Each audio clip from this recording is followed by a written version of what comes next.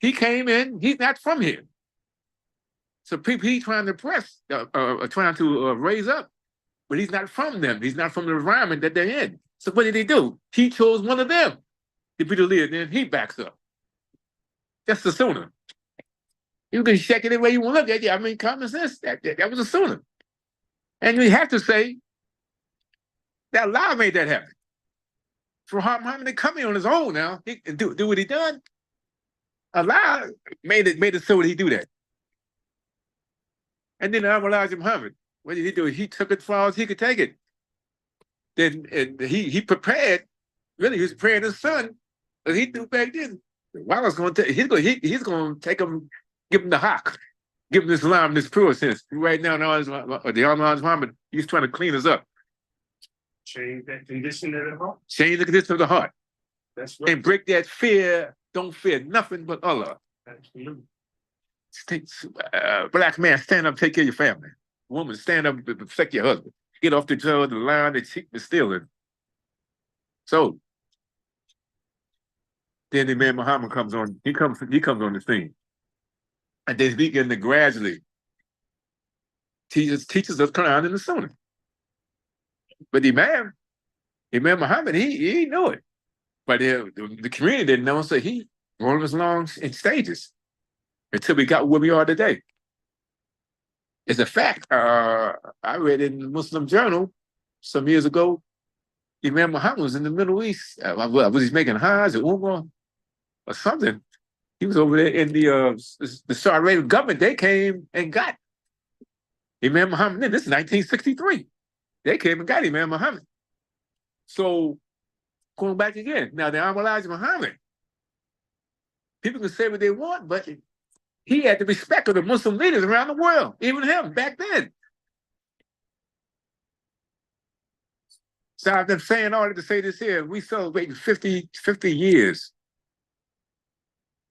And I can say for someone that was just me coming up in Philadelphia, I ain't know nothing about Islam until I started hearing the Nation of Islam. I ain't know nothing. I'm speaking for me. I go back as far as I'm going back to the early 60s, my grade school years. I ain't heard nothing. I ain't know nothing about no Islam. So this right now, we got a lot to celebrate. 50 years, praise be to Allah. 50 years. Whole lot to celebrate. Now I know Imam Muhammad, he didn't use that term mujaddid a lot. But if you follow the way the definition of mujaddid, if Imam Muhammad don't fit that definition, somebody tell me what's the definition? Because again, now Imam Muhammad didn't push that. I'm just saying. I mean, through Allah's grace, he done the work of mujaddid. So again, he got a whole lot to celebrate. 50 years, we can't thank Allah enough. And the way it went, that's the way it's supposed to go. That's the way it's supposed to go. From Muhammad, all those stages. That was Allah's plan. That's the way it's supposed to go. Because if you study Islam, Allah comes to the most oppressed first. Now, the ex-slaves here in America, the Negro, if anybody was more oppressed than us, please tell me. Stripped of all knowledge of self, the language, the history, we stripped of everything. With Allah in His mercy, what did He do? He found that he started that structure for our Muhammad to come here, planted the seed. He chooses the Elijah Muhammad. He nurtures that seed. And Imam Muhammad comes on and brings it to its full stages, and he brings the Quran and the Sunnah. But again, if that ain't Allah's doing all that, I think we all have to we have to go back and study. I mean, this thing back 50 years, they can go like a blink. I mean, by the time now, when the Elijah Muhammad died, what was I? It was 75. I was working in the meat house down in South Philly. So I'm born and raised in Philly. But all that's transpired from then. And then Imam Muhammad was recognized worldwide. because of how he lived Islam, toward Islam, his character, everything combined. You had world leaders really respected Imam Muhammad. Humble brother, man, very knowledgeable, and Allah just blessed him to come at the right time for us. And I'm talking for us, I'm talking to African Americans here in America. And now we example for the whole world. Yeah, it was some work there, you know. Yeah, you had a lot of these man thought they knew this as much as Imam Muhammad, you know. But I mean, you can have that, you know. But as long as you don't start trying to stop the stunt the growth, what the leaders trying to do, so they want to go in their separate ways, you know.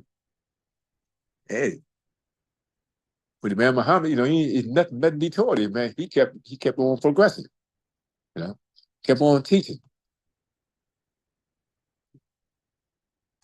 But that's something to think about, man. 50 years. Now, there were, again, there were other Muslims in this country, but for me, when Islam got established in America, it was the Nation of Islam, the Imam Muhammad come in to really establish Islam here in America. But one thing for sure, going back to Elijah Muhammad, he wasn't afraid. You can say one thing you can say, he wasn't scared of white folks. He didn't care what the government said, man, you know. Imam Muhammad the same way, a different way, but the same way. You know. So some of these other brothers, I mean, if you're teaching Islam, I didn't hear that about you. You know, not to knock you. I didn't hear anything. He was out there. He wasn't saying too much. So, scared of this white man. Elijah Muhammad, he didn't have the Quran Sunnah on him, but he wasn't taught that, man. But nevertheless, the little Islam he knew, the only thing he feared was Allah. I've seen a lot back then, 30s, the 40s, 50s, 60s. You got some people today, this 2025, scared of these white folks. But now Elijah Muhammad, he persevered on. And then when Allah called him back, it's just the stage of here come Imam Muhammad. So again, man, we got a lot to celebrate. This week they're having I think it's a 3-day event, right, Sherry? Friday, Saturday, and Sunday. Yeah, Friday, Saturday, and Sunday. First to the third. Yeah, from the first to the third. So, I mean,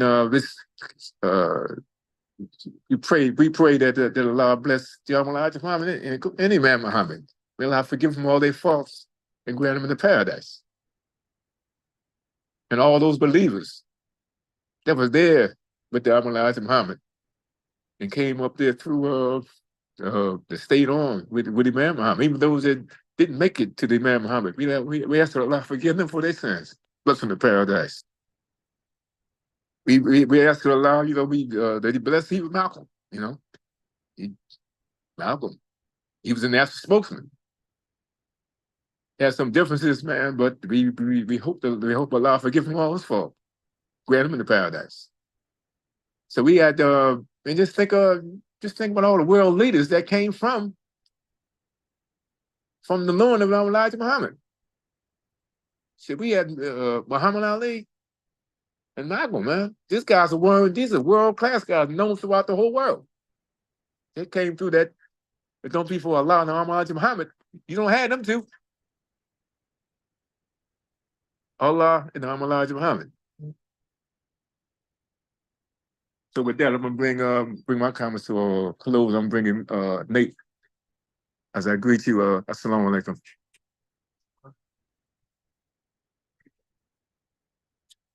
Assalamu alaikum. Thanks, James. That's James Bashir.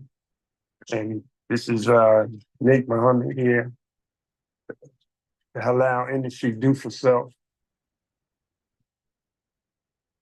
With Allah's name, the merciful benefactor, merciful redeemer. I like to stay in accordance with James was just talking about the 50th anniversary of the Honorable Imam Muhammad that being celebrated here in the city of Philadelphia this weekend. I'd like to extend a warm welcome to all the guests who will be coming in town, and looking forward to seeing you and speaking to you. With that, I just was gonna want to make a little statement in reference to a brother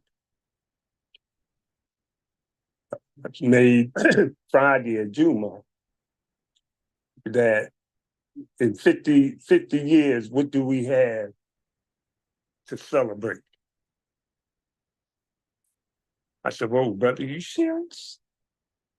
We have a lot to celebrate, to be grateful for.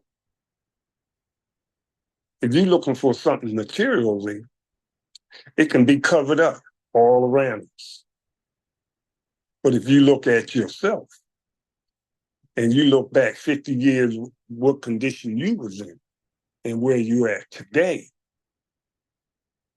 that is enough to celebrate. Thank Allah for the Honorable Elijah Muhammad and Imam Muhammad. May Allah be pleased with both of them, as well as Prophet Muhammad. Peace and blessing be upon him. I couldn't help it but saying that, but I knew where he was coming from too at some time, at one point, because of the history around in Philadelphia, trials and tribulation we encountered within those 50 years. It was interesting. And I'm sure everybody would know in their city and wherever they located at in 50 years, what went down or what transpired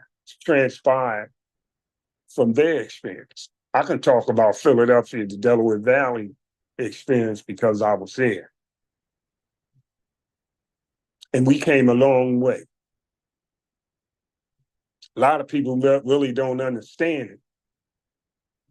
But we have to go back and reflect about where everything started from. And then you can measure how far have we grown. I know how it was when we was here and we was going through learning the procedure. Yes, we went through some hard, trying times. We experienced certain things that we shouldn't have to repeat it again. We have it to the point that we've seen the outcome of a lot of things. So we don't have to repeat them. We can sit back, and those who come behind us, we can tell them the story, our story, and how we related to what happened. That is the important thing, that when we go and deal with the people, because right now, you got all kinds of cool school of thoughts, and they look down at the legacy of the Honorable Elijah Muhammad, Imam Muhammad. They look down at it. Because why? Nobody had came to explain it. Nobody had never explained it to them, or they never reached out for any kind of explanation. They are, you know how our people is, we move from whatever the street said. The word on the street is this, the grapevine. They don't go and look for explanation. They don't look for no clarity. They just, whatever they said on the street, that's all right with me. That's cool with me. So we have, at times, not to check the people, but we can correct the people in their endeavors, you understand? So therefore, we can clear the air of what's going on around us. Because it's a crying shame. Brother is sitting in the meeting, he's talking about we wasn't on the hop. I'm saying, what is the hop? I know which way we came. I know where we come from. I know what we experienced and what led that. So right now, where we're at today, our heart has changed. Our condition of our heart has changed. And that's what Allah promised, that we will never grow unless we change the condition of our heart. Now, if the heart come through that, I'm all down for it. But if it's anything other than that, no, I gotta let that go. No, you can't talk to me to that. You can't say that to me. I won't accept that. I can't stop you from saying things, But you can't say it to me because I don't accept it. I'm not here to argue with you back and forth about nonsense, because we were sitting here talking to a brother early today, how he kept mentioning about distraction. There was a lot of things that distracted you away from what the Lord wants us to do. He didn't say it that. He didn't say it in that manner, but I said it. And we look at a lot of things that distracted us from implicating what the Honorable Elijah Muhammad and Imam Muhammad wanted us to do. We got distraction from it. We got people coming with all kinds of thoughts and patterns. But now, today, we can reflect back and push back at them. James was talking about earlier about our ability to stand up to the Caucasian or to the white man. That was for a heavy fleet. That was a sign that you have arrived. That's how I took it. We have arrived. We have learned how to stand up, and we're on our way of being the man that God promises we can be if we do it His way. But in that process, now if we can stand up to the Caucasian or the white man, shoot, we can stand up to anybody else, especially our own kind, our own people come with their nonsense. We can back them up. We ain't afraid of them, then why should we afraid of our own kind? A lot of people sit here and they like to shoot down, or they don't like us to use the African American descendant of slave title. But that's where everything began. That's where everything started from. And if we want to get any kind of history of our people here, we have to go back to the African Americans, descendants of slaves, because our lives was built around the effects of slavery. So we have to be able to have a starting point of how we go about to rectify and the correct thing. It all starts with us, individual. This is where we grew up within these 50 years, how to take charge of our life, start to be the Imam of ourselves. That's what this 50 years brought about. Being able to take advantage of what Allah has provided for. And He told us to read in the name of our Lord.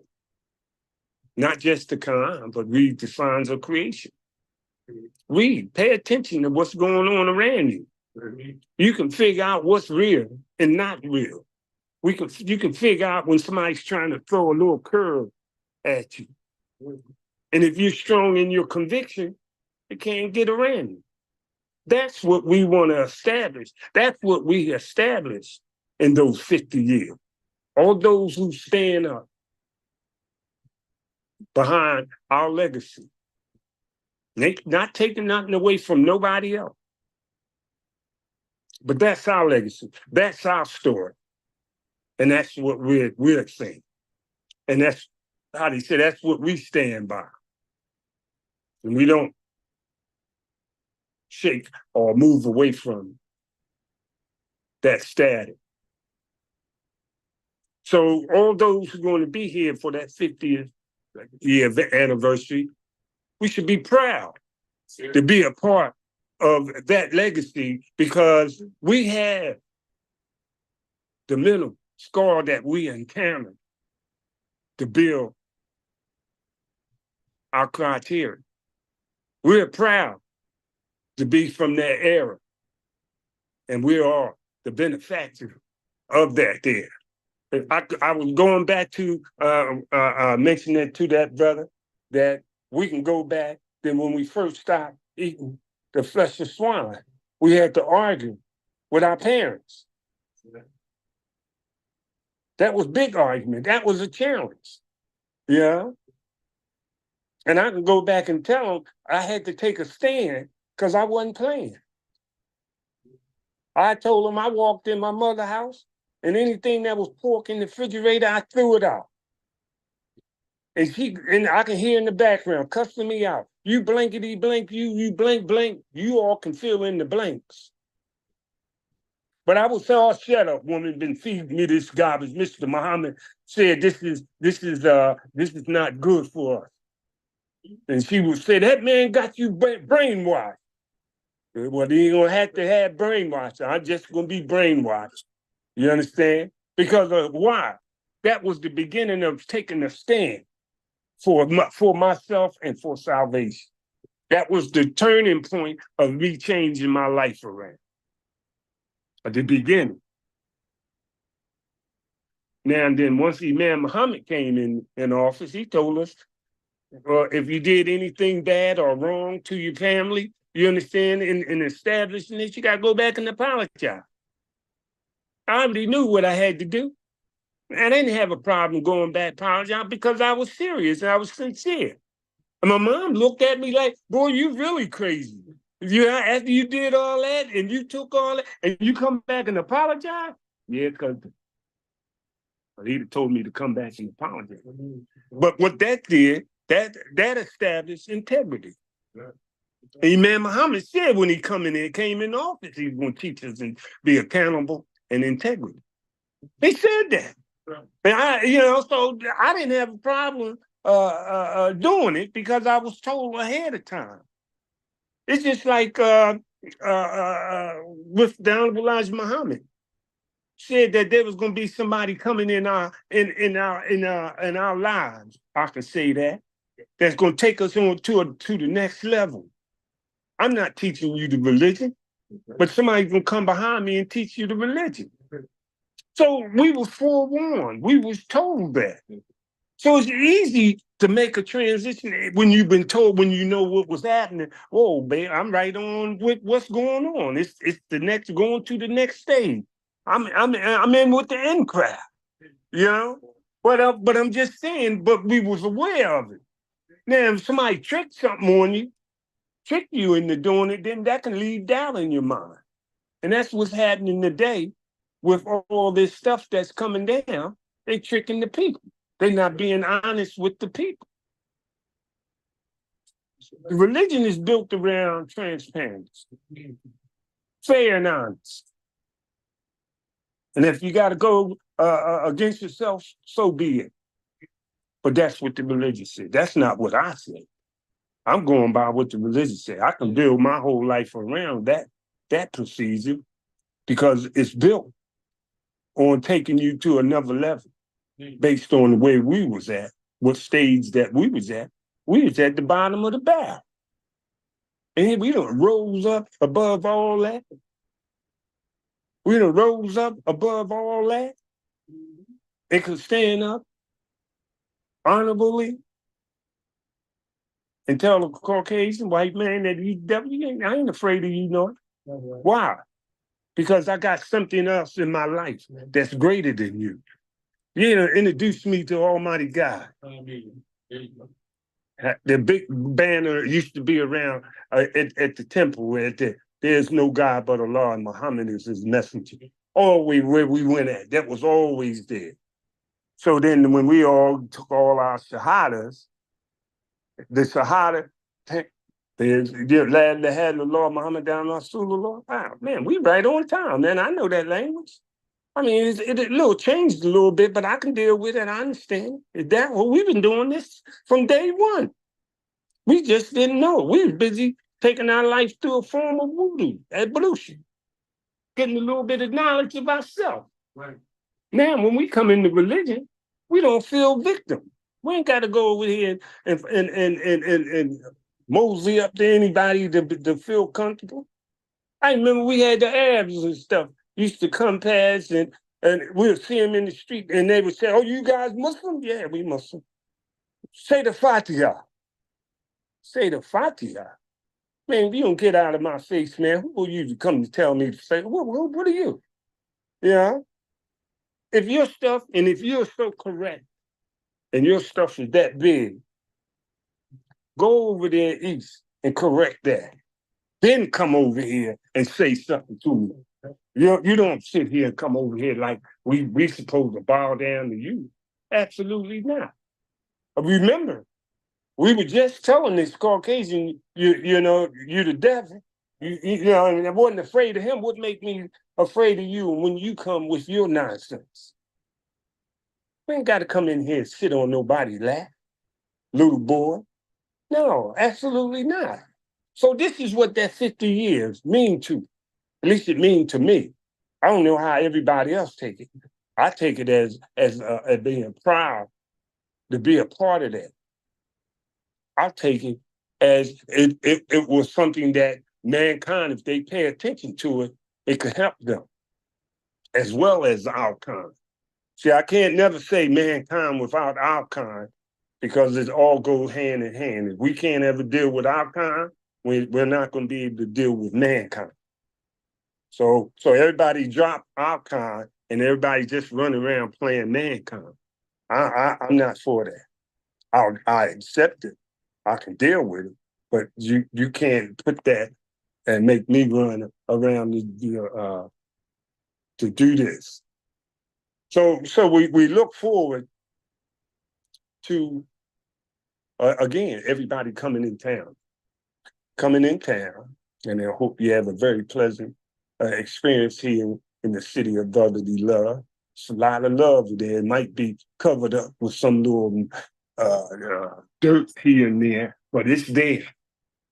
It's there because you as soon as you walk in our building facility, you'll feel it.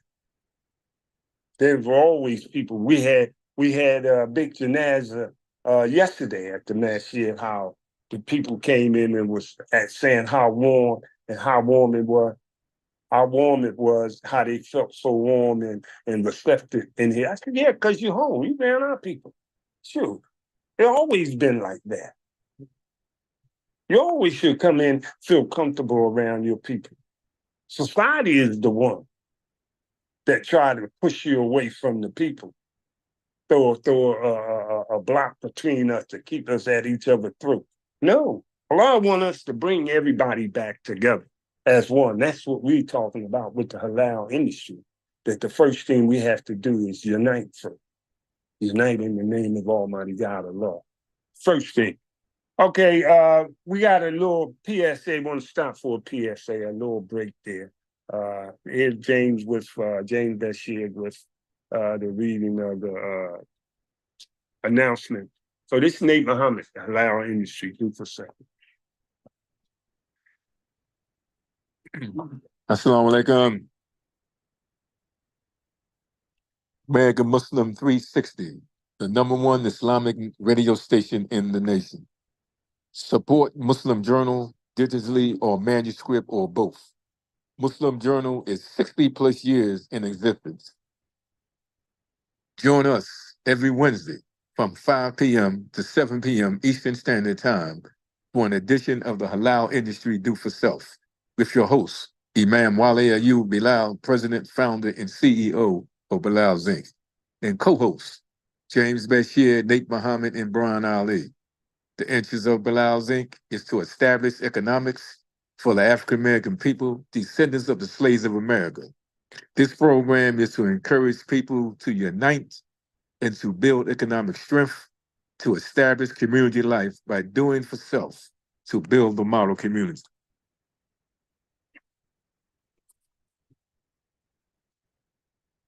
Thanks again, Brother James. Snake Muhammad again, the Halal industry do for self.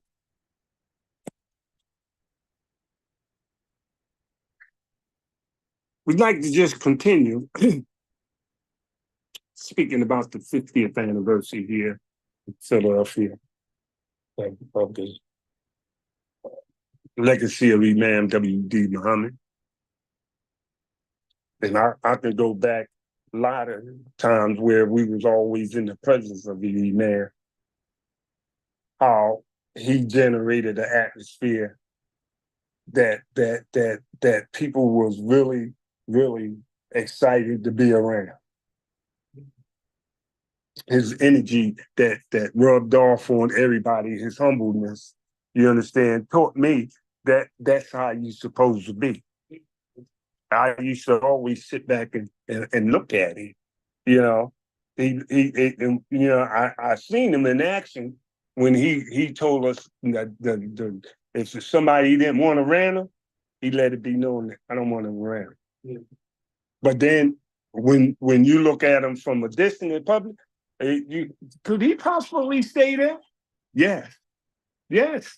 But that was the image that we put, that can tell you that his condition, his heart is clean. This is what we strive to be. That ability to clean up your heart. And if you clean that heart up, your condition changes. You learned how to treat the people, or treat the people the way Allah wanted us to treat the people. Not to be a flunky to the people. You be like a service to them. Don't mind giving them a word to the right and helping steer whatever direction that they might need, or a clear direction for them to be. And on top of that, you'll wind up being an example of what you're talking about. That's what we had to do. Prophet Muhammad, peace and blessing be upon him. Who was he? He was the example for mankind. So that there told us that what we have to be is an example to the people. But you can't be an example to the people if your heart is not clean, if you didn't change that condition within your heart, because this society left a lot of stuff on your heart. Do you wonder where these attitudes come from? Their heart is all messed up. This is why we went through those procedures. The flesh of swine, drugs, alcohol, and tobacco, all these procedures. They eliminate these things out of our life because that took the veil off your eye. Because right now, we used to say things, and next thing you know, everything automatically go cold red. And you be wondering, oh, how you get in this jam? I don't know, man. I think I blacked out. All I seen was red, and now I'm in trouble. But if we get to the point where we clean our life up, establish, eliminate that blight out of our life, and find out what's causing us to react towards each other, is that's the pain in our heart. And we be venting, and it comes out wrong. We change that condition there. We can say the same thing, but it can come out right. And the people can be more receptive to that. The people only want to be fair, treat them fair. I learned that working in the construction. If you was fair to the people, they'll always respect you. If you was fair to them, I don't care who you were, if you was fair. If they recognize you as being fair, you're a fair person, or they'll say you're a good man. But you're fair, they'll gravitate to you, and they will listen to you. You be shady, they're going to gravitate you for the wrong way. So it's best to lead with the right. This is, and they used to ask, how can you maneuver through all this madness? How do you do that? I just asked the people. But again, I'll come in being fair to the people, fair and honest. I'm not coming in here to overpower them, control them. I'm not looking for no control. I'm trying to look to get the control, to be able to control myself. And if I can change my heart, then I can take control over myself. This is what that 50 years stood for. We can go in, and I can sit up here and say, hopefully the next 50 years, we can be prosperity and successful with the families and the community. The same way we got to this point individually, we can get to that point through our families, or with our families, and with our community, and through the community. But it's the same way we go about doing all this stuff is how you establish yourself. That's right. It starts with you. Everything starts with you. That's why we say everything starts with Allah.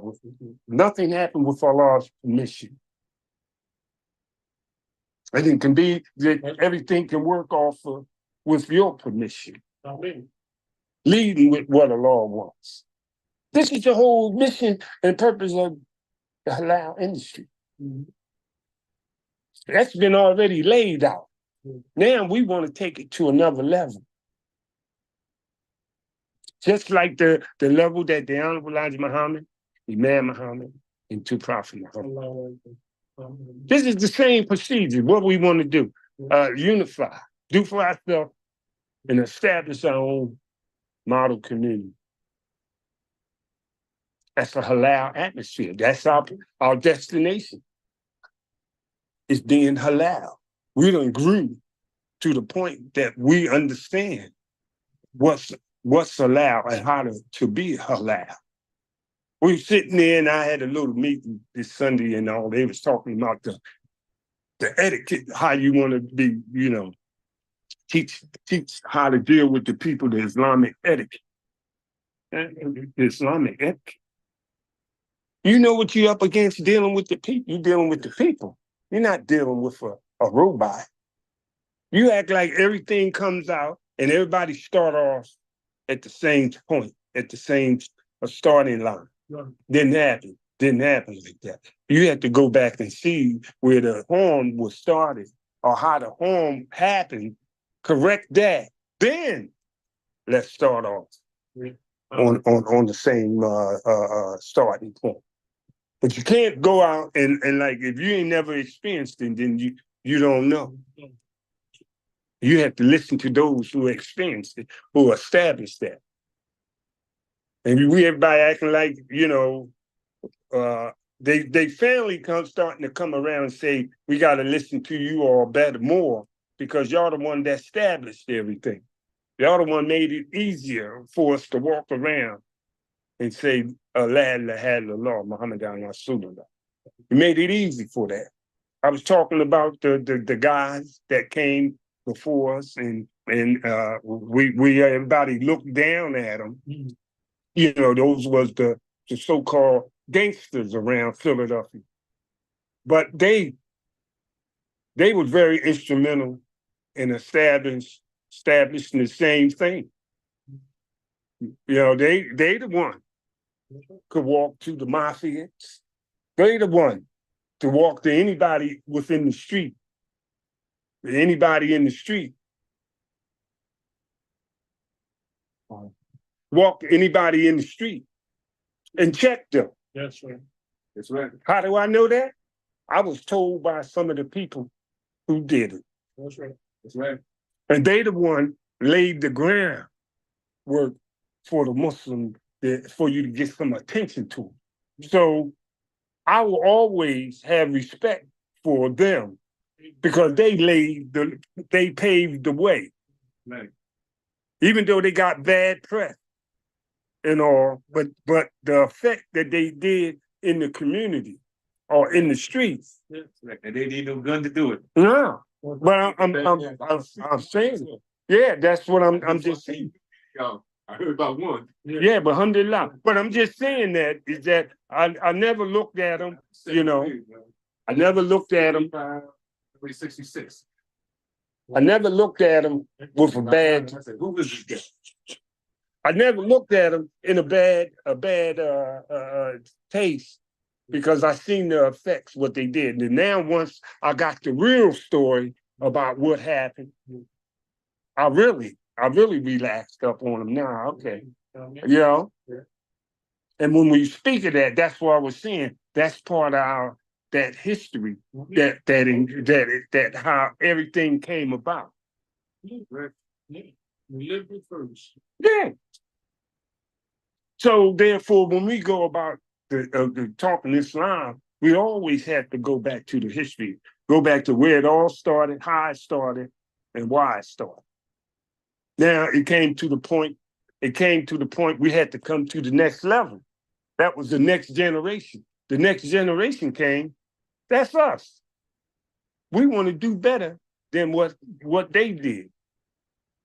Not to correct them, but acknowledge them and take everything to another level, to the next level. And the same thing with those who come behind us. That's right. They want to take everything to the next level. That's evoluting. That's how you think that we got to this point, being descendants of slaves, how we evoluted from every decade, every generation, we got a little better. Things got a little better. This is what I mean by we got all the way to the point we can stand up and say, yo, Mr. White Man, back off. That's right. That's right. Easily. Yeah. That's how we know that that we're right on time. That we're right on time with progress. And what we're involved in is it has bigger plans for us. So when anybody says something about this 50 year, no. Yes, we learned things that not to do. We don't have to do it. It's just like you go through one level to the other.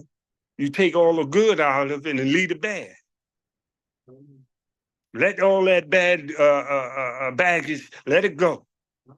Let's go on to the next thing.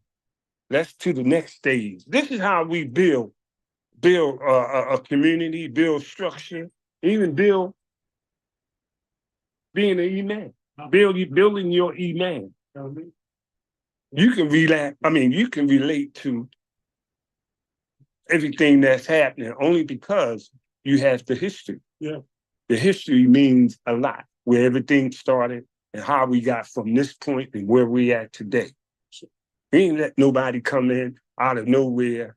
He got half of information and think he knows everything or whatever, and somebody back went over the east and study and come back and they might be fluent in Arabic and they can memorize the hadiths and all that.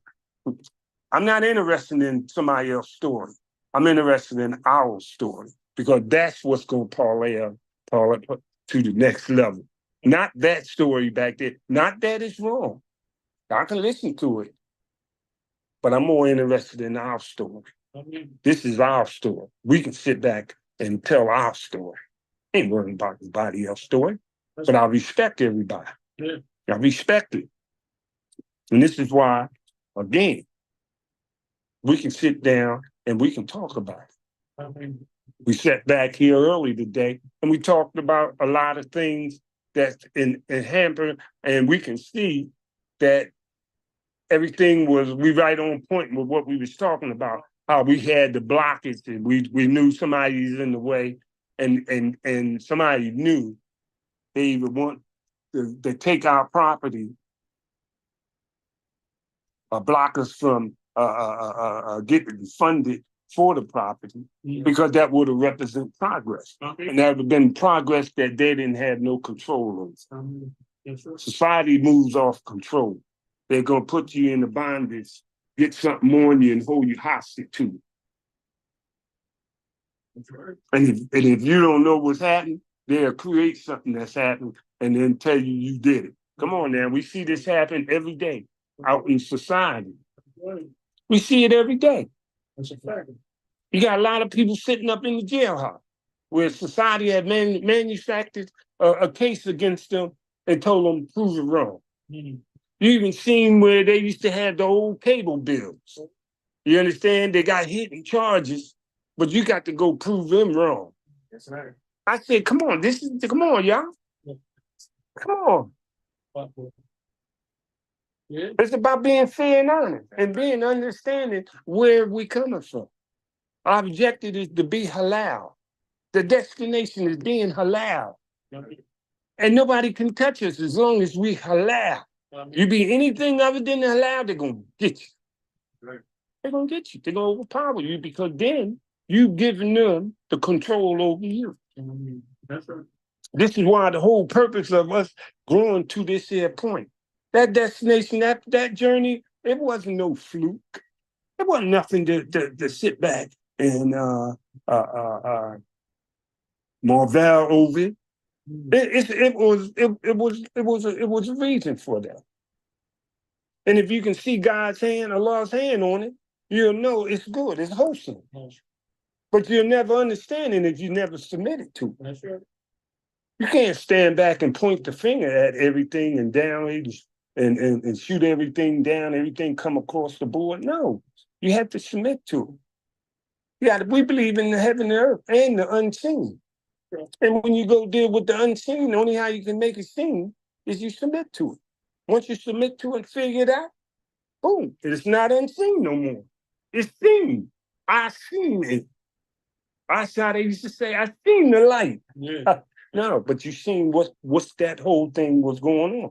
How you think we figured out the hidden charges on your cable bills and stuff? You sit back and you read it.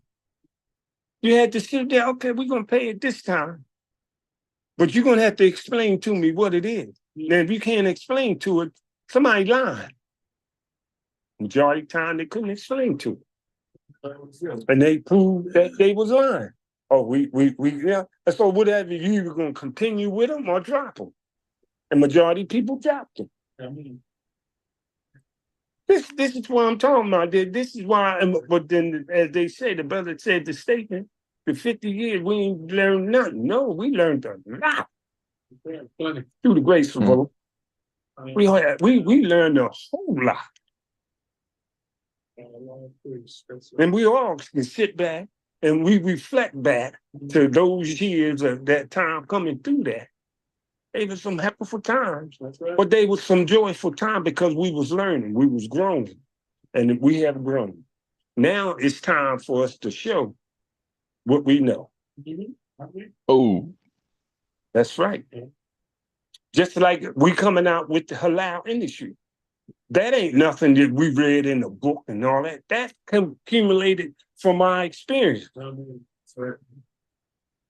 That's the destination that we was heading towards, where it's almost like it's not the completion, but it's a destination that we can identify with. Yes, sir. To know that, well, that's the next level. The next level, we done been through it. We done been through the Honorable Elijah Muhammad. We done been through Imam Muhammad. We learned about the Prophet Muhammad. Now it's time to utilize with everything that we learned. That's right. Not to imitate nobody, It could happen. not to be a little, there you go. not to be a little boy for somebody. That's right. We stand up and be our own man I mean, and let them come and see if they can handle us. I mean, Now they either afraid, they either gonna be afraid or they gonna come humble. It'd be best if they come humble.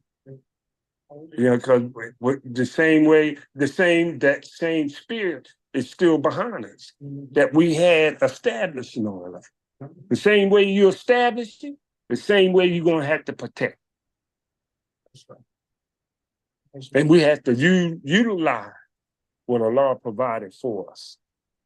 Not sitting here and beat ourselves on the chest and we the man and we all that in a bag of chips and a bowl of grits. No, That's right. that sounds like Brian. So they go. My son. Yeah. Yeah. But this is A how bag we of chips. this is how we going about to do things here now. We done sat back and we done digested everything, went through it. Now we done sat here and putting pieces together because now we done seen and heard from other people that we ain't crazy.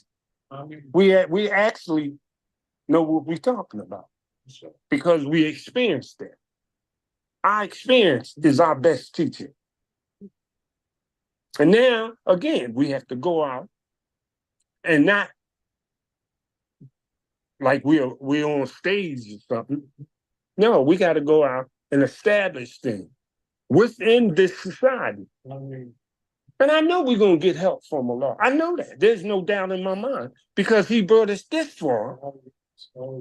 about this. He always promised us with success. That is the thing that keep you motivated when you had those hardships and the inconveniences that you remember. Allah promised us success. This is part of the trial and tribulation. So if I be patient, persevere, and I'll pray and ask Allah for some strength, I'll be all right. And that's what got us through those times. At least I know with myself. And everybody else can bear witness to it. I can tell you that's what got me through it. You know? But see, this is all part of what we have learned before. John Elijah Muhammad told us somebody gonna come behind him, teach us religion. And here come the Imam. pointed us to Prophet Muhammad. Prophet Muhammad guided us to the Quran, hopefully, and Allah tell us, I'm going to test you. Don't think you won't be tested. But he also told you, but this is how you will stand my test. Be patient, persevere, and pray. Be patient is not going off on the deep end as everything happens. And perseverance, not giving up. Because we always had a tendency of dealing with the people that give up on you in a minute. And then we got the pray. Ask the Lord for some strength. I remember looking back at Harriet Tubman. And when she was used to guide the people in the Underground Railroad, every night she would always appeal to Allah, ask him for guidance. It stuck out in my mind because what's she doing that for? But she said, Lord, in her own terms, I did whatever you said. The guidance you told me, this is what I did. And I said, when I reflect back now, that's the prayer we're talking about. That's why I say that Allah always promised you, or Allah promised you success. And that's my prayer. I know you promised me success. I'm gonna keep on rolling with you. You know? So this is where, again, this is that 50th year anniversary that we celebrate that, you understand, as progress for man. Striving, rising up to be an Imam. He had the Imam. He has control over himself, his heart. And when we see each other and we embrace each other, it's sincerity. It ain't no fake. You know how the brother used to go back in the day, used to come up and want to peck you, get on the cheek and cheek to cheek. That was all fake. But when a brother embraces you and you feel the love coming from him, that's real. Why? Because we earned that from each other. We earned that. So this is why, we look forward to like coming to the Masjid Juma and all that. It's an obligation we look forward to because that's where we get our strength from. When we walk in the Masjid, Shaitan stops right at the door. He can't follow you in the Masjid. He don't feel comfortable in there. These people are too right. I might expose myself. He hates to be exposed. That's his greatest fear, being exposed. So he got to cow down. But you come in the Masjid to either take a break or to get some more information, and then you go back outside. Because that's where the challenge is outside. When you walk out them doors, you better have an idea of what you're dealing with, else it's going to overpower you and take you under. How do I know? You can see it every day. How it just scoop up all these young brothers, lock them up, whether they did something or not. And if you don't have no kind of ground to stand on, to fight back or to push back, then we're giving the Shaitan that easy victory. Because they can see, no, them brothers, they ain't like that. They them brothers, I can tell. How society look at you. They always look at you. They always try to size you up to see if you gullible. To see if is you going to be an easy take. No, let's stay halal. Let's move halal and don't give nobody the opportunity to take advantage of us. This is why we want to unite right now. Everything is based around, the individuality with it. They still giving up these commercials on the television and radio. Do your own thing. Don't let nobody tell you what to do, or you be who you want to be. No. They inviting you to be individuals so they can take advantage of it. You're moving individually, you're subject to your weakness. That's why we move collectively. There is no weakness, because no matter What you don't know, somebody else among you know. Allah already made that clear. We see that when dealing with each other, how they bring information to you that we didn't have, and they very receptive because they feel comfortable talking about it because it's a pleasure talking to y'all. I ain't got to argue back and forth and put up with no nonsense, some foolishness. No, that's because of that 50 years of growing up and around Islam, help build and fortify everything. Okay, we got another PSA, and from there, we might, Brian, are you ready to come on after that? I'm ready. Yes, sir, that's it. All right, Dave, this is Nate Muhammad, the Halal industry. Do for self.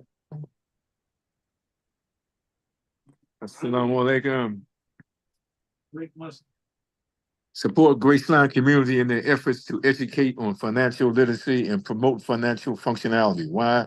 Historical disparity primarily amongst the medium, low to no income persons. CWSC Model Community National Resource Directory. The MCNRD is where you can connect with resourceful people willing to dedicate volunteer hours to assist you in your efforts of nonprofit or for-profit interests. Individuals with more social concerns can connect you with our volunteer human resource network. CWSC's VHRN information can be shared as to who, when, and or where to get the service you need. Join CWSC today. Go to cwsc.us and click on Join CWSC. Do not forget to click on the blue donate button while on our website. Okay, that's what James Bashir with the announcement. We're here now. We're ready to bring on our professor, Brian Ali. Brian, you got the floor. Thank you, Brother Nate. I appreciate that. Can you hear me? Yes, I can. Excellent, excellent. First, I want to start as I always start and greet the people as I always greet the people with the greetings of peace. Assalamu alaikum. I read something that I wanted to share because it made sense to me, and I hope it makes sense to you. And I think it will tie in with what we're talking about today. And I feel that one of the things that are holding us back is that there are obstacles being placed in our way, deliberately, manipulatively being placed in our pathway to discourage us, to create doubt in us, to help to make us lose actually our faith, our iman. Once you lose your faith, you lose your confidence in the things that you believed in. You become vulnerable to the whispers of the shaitan and those who are under the influence of the shaitan. Sometimes they can't completely give up what they thought they believed in. So they become those who know a little bit but want to get into disputation with you about what you know. They were to come and say, you're not doing this right. You should do this way. And because they may come from, and they be non-indigenous, and they come from a land that is home to is an Islamic land primarily, they feel they have the right to come in and say things to us because they know better than us. And as Brother Nate said, we've been here doing this for more than 50 years now. We don't really need an overseer, a supervisor, someone to now come and show up and give us the real religion, as someone said to me. And I found it incredulous that he had the nerve to say that inside of Clara Muhammad's school, that we didn't originally have the real religion. We didn't have scholars there.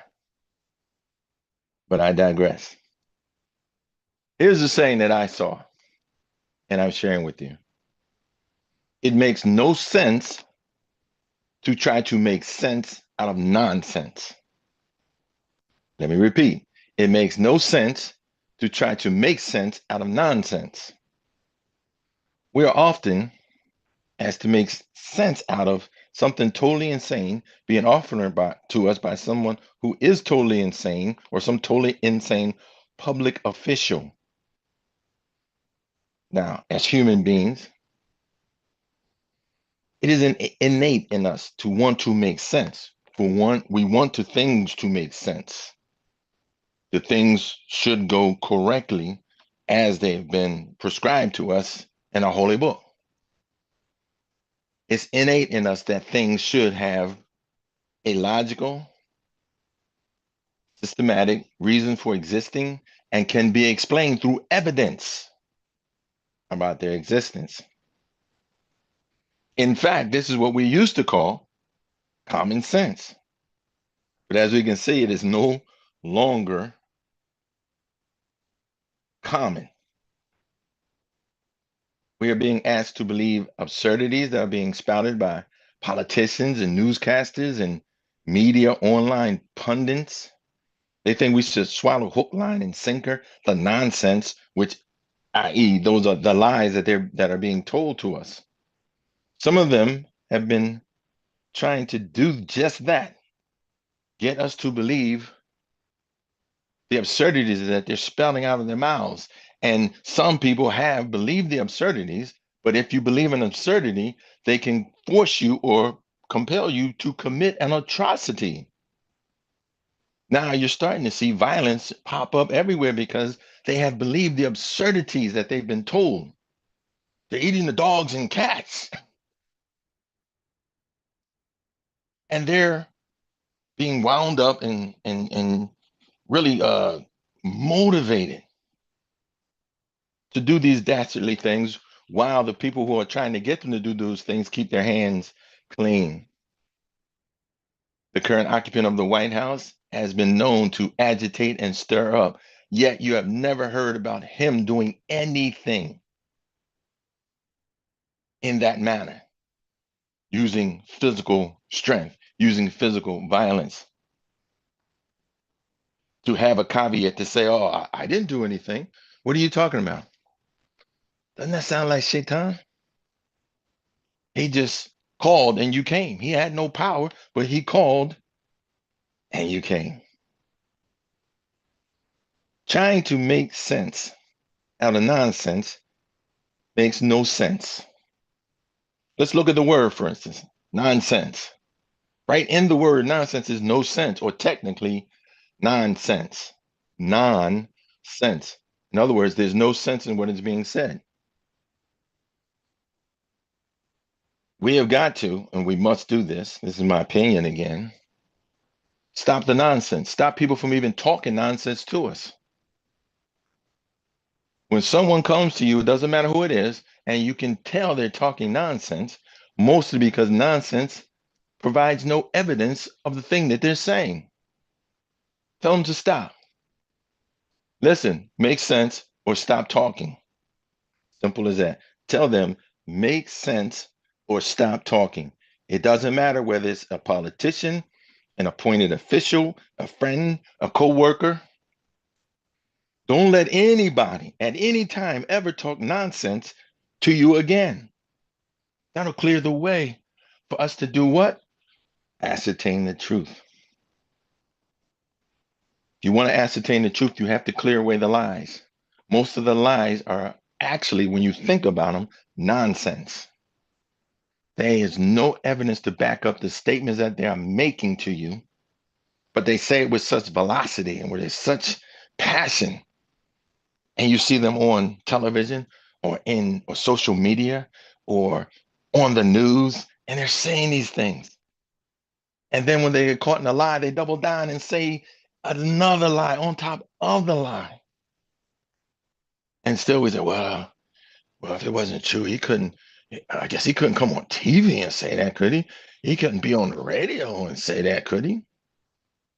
Of course they could, unless you test them, unless you challenge them. They're always challenging us, but we never turn and challenge them and say, listen, Mr. Politician, you're running for this office or that office. What are you going to do? Well, I'm going to be tough on crime. How?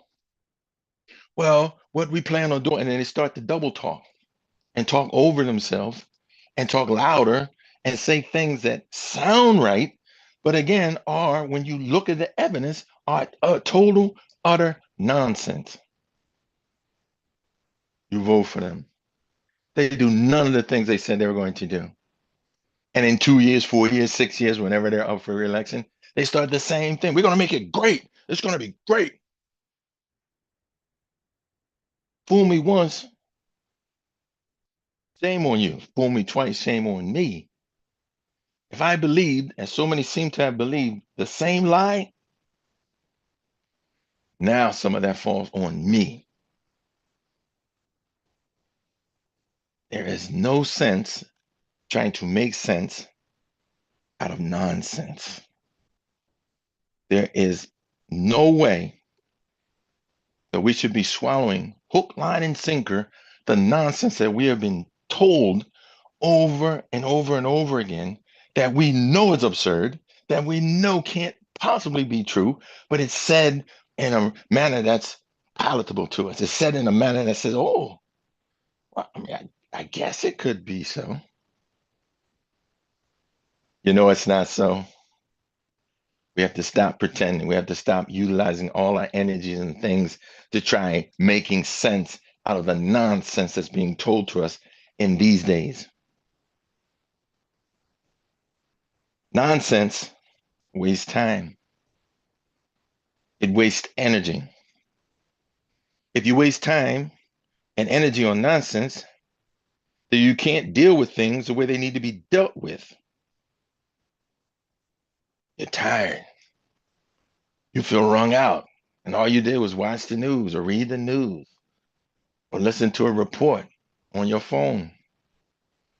It's wearing you out because you're wasting time and energy on things that make no sense to begin with, but you're concentrating on because you have the ability, the intelligence to try to hyperbolate or actually hypothesize, I'm sorry, and say, well, it could be, the situation could be this and this and this and this and this.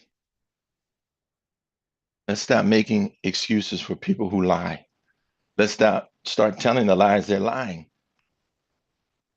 Let's start telling the people that they're just kissing up. Don't say, oh, he's a sycophant. No, you're a butt kisser, all right?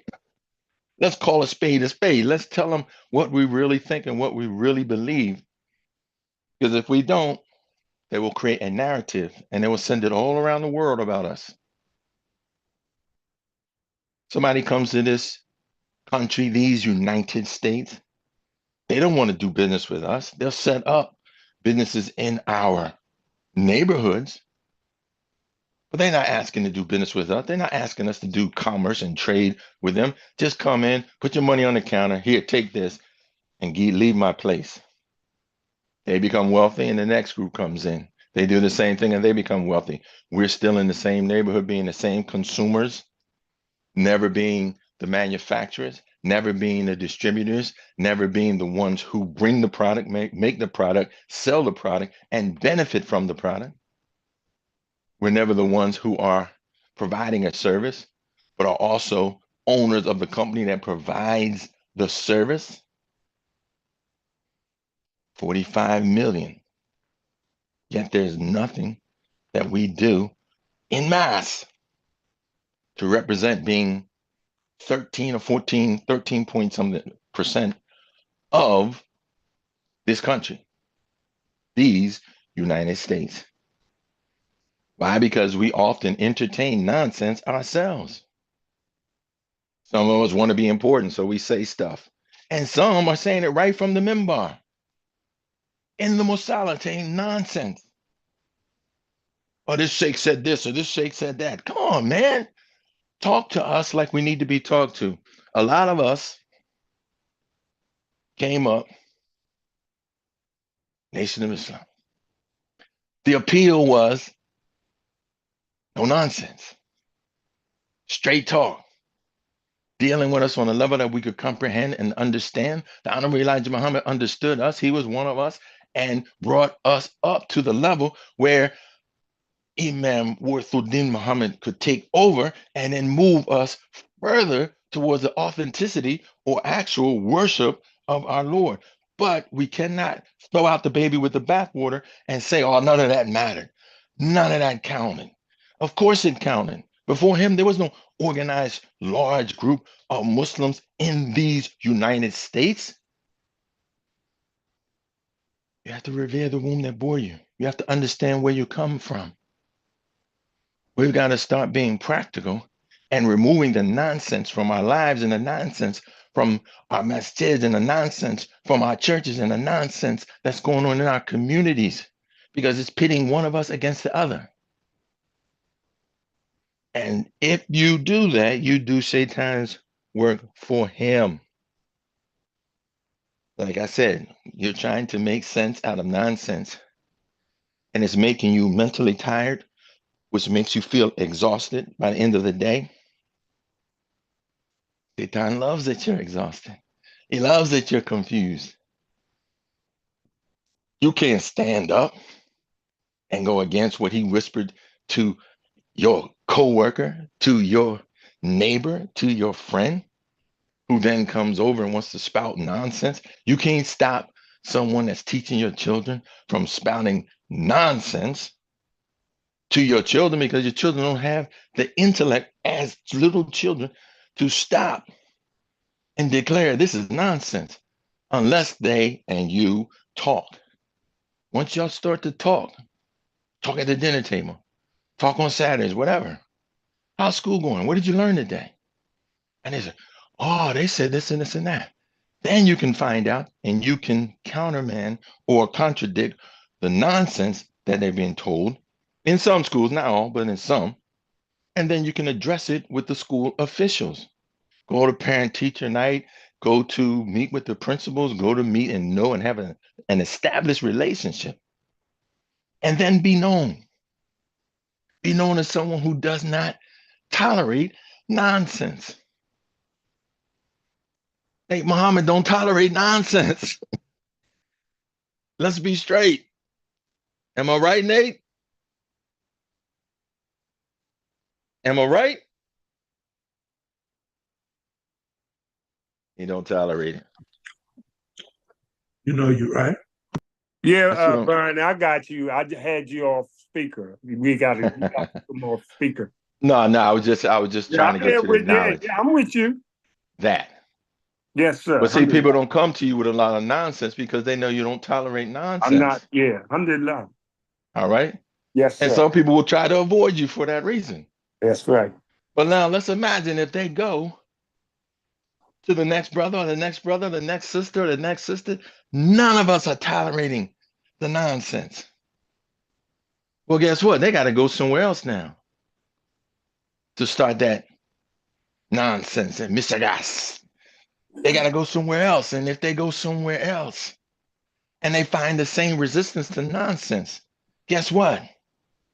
They may have to go to another state.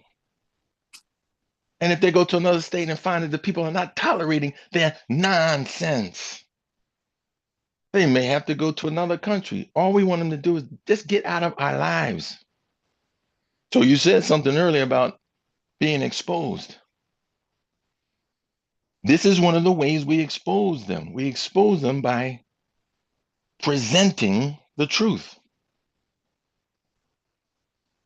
It will be clear and evident that what they're saying is nonsense when you bring the truth.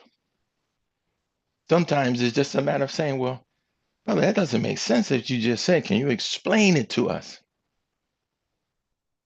Right now, we're still allowing people to come before us as a group or in different group settings and talk nonsense to us and pretend to be an authority. But let's look at how many people are in the cabinet, which is more like a junk drawer, in the White House administration. Let's look at how many people are in the Senate and in Congress that are just going along to get along and will vote the way they are told to vote, and rather than contacting their constituency, who they're supposed to represent in Congress and in the Senate and in the White House, and say, what is it you want? I'm not so concerned with what I want. I have a good house. I have a good salary. I have a secure job. What is it that I can do for you as your representative? Do they do that? They ain't doing that.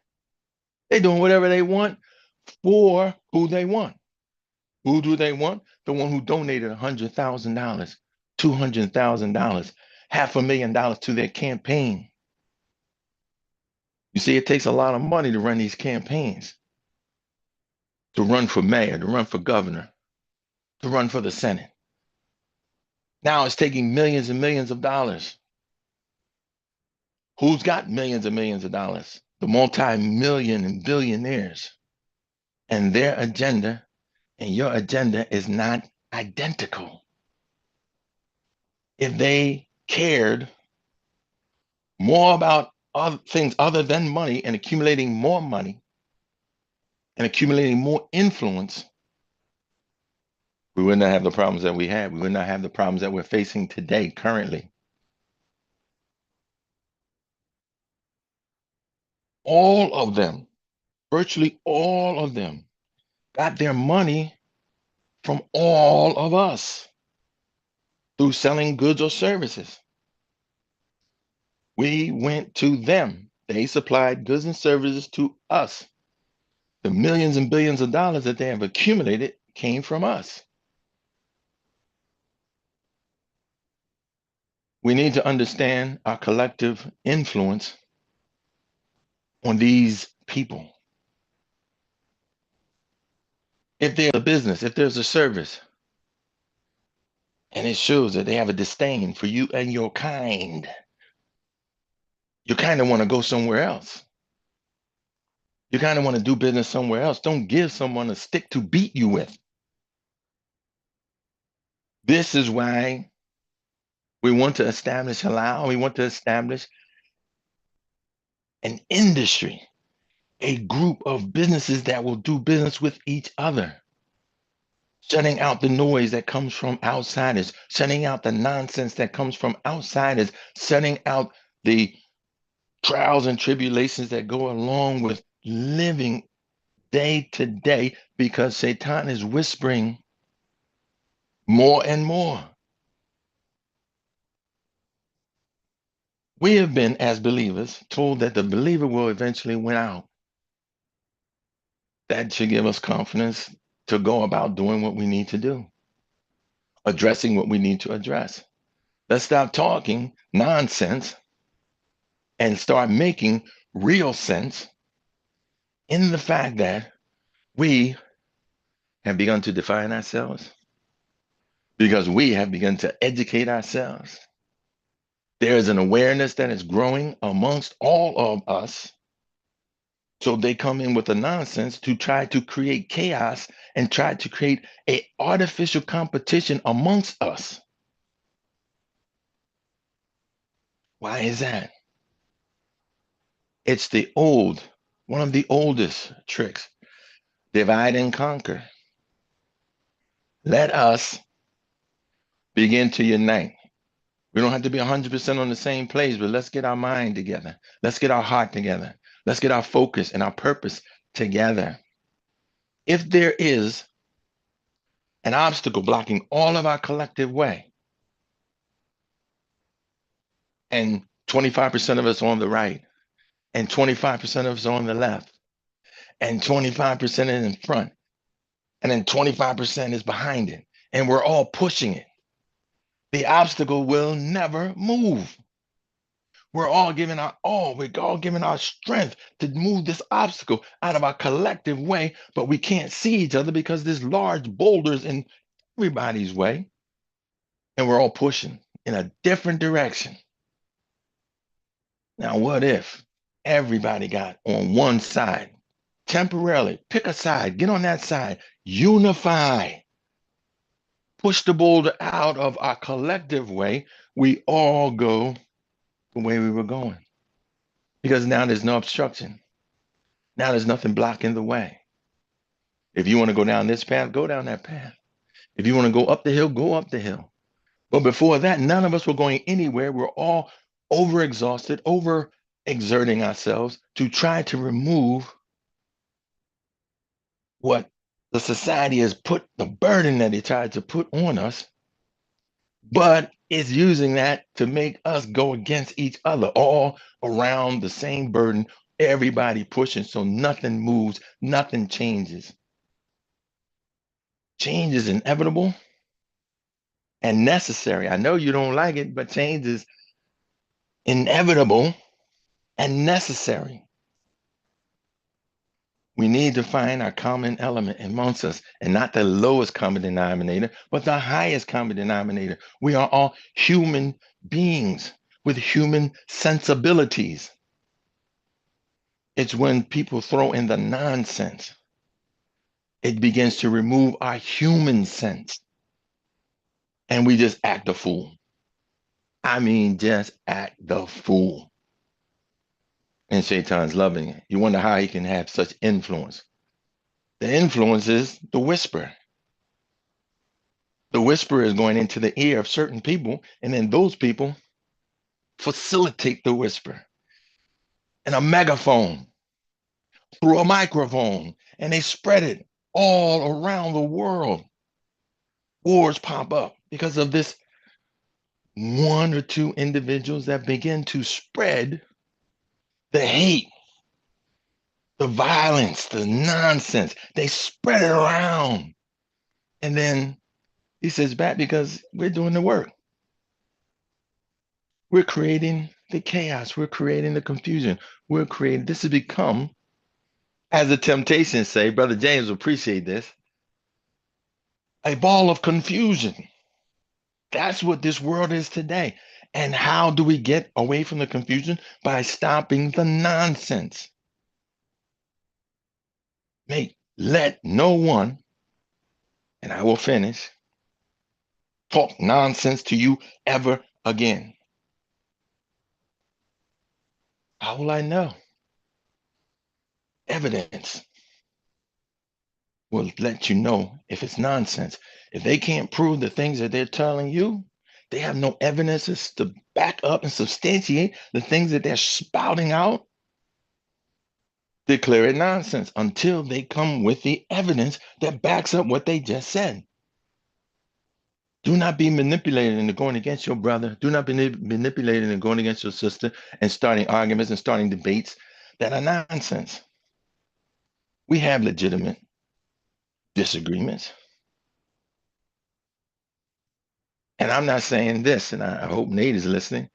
I'm not saying just agree to disagree. We don't agree. And if we acknowledge that we don't agree, maybe we can work around the disagreement.